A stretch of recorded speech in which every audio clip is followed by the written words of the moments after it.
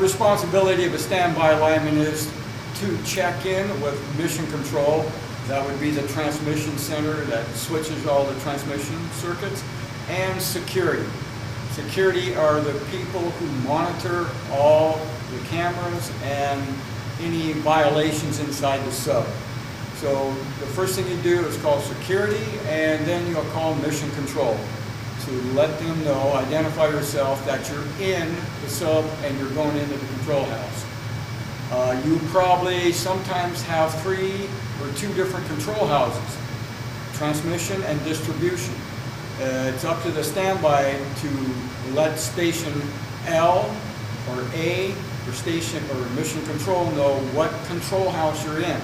If anything trips, they're going to call you, but they have to know you're there first. If they don't know you're there and something happens, it's not good. So just keep them in mind every time you come in, and every time you leave, you tell them what sub you're leaving from, and that would be your exit point. You won't have to worry about anything else, but just keep them in constant communications. All right, some of the contractors that come into the control house, they're going to bring their tools with them to work on the control board, their computers, and whatever. I have Brad back here from Stanley. His tools were brought in something like this, in bags. They do not wear tool belts. They do not carry anything above their waist. This bag can be held down below the waist.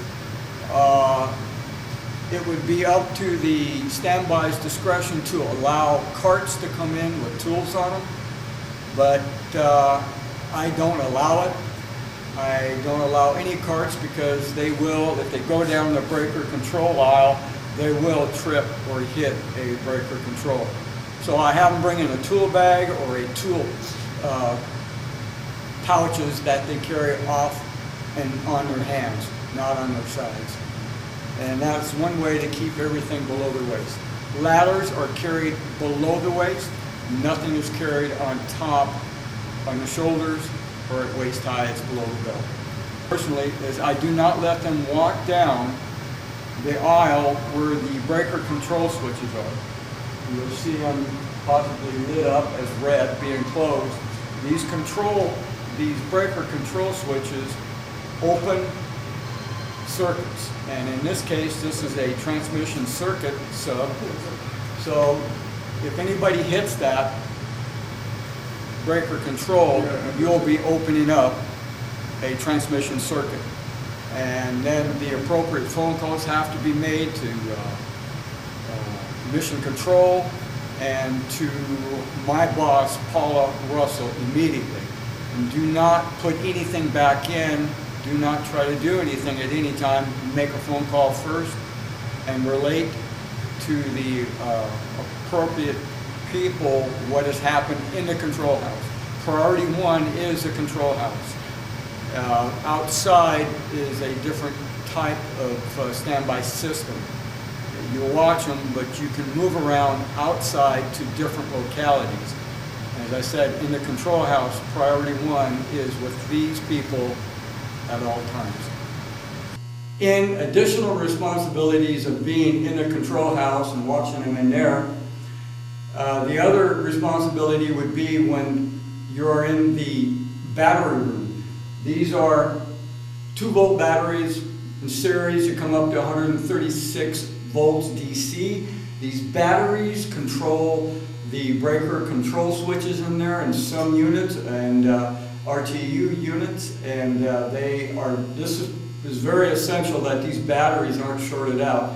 So when the electric company, New Electric, comes in and does their hard wiring, bending a pipe, such as up here, or working above the batteries, I take 5 or 6 12 kV blankets and I throw them over everything. So if anything happens, the wire drops in or anything, you won't get a short. Obviously, we don't want to short these out because there'll be problems inside the control house when these batteries do short out. So that's one of the responsibilities I do, is cover up all these batteries so they can work a little bit easier, and that way nobody's going to get hurt. An added responsibility outside the control house is watching contractors dig in the sub as far as trenching or trying to intercept a duct.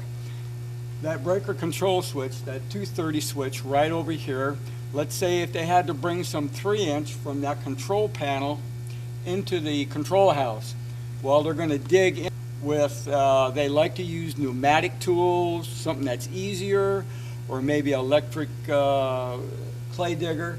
I don't allow them to use any clay diggers, any pneumatic tools. They dig everything by hand with a Mannix and a shovel until they finish their job, because a lot of times they'll hit the ground grid, which is 4-aught, they'll cut it in half, or you don't know there's another duct, 12 kV duct, anywhere in this sub. So you make them do it by hand, they'll get over it, but the job will be done safely.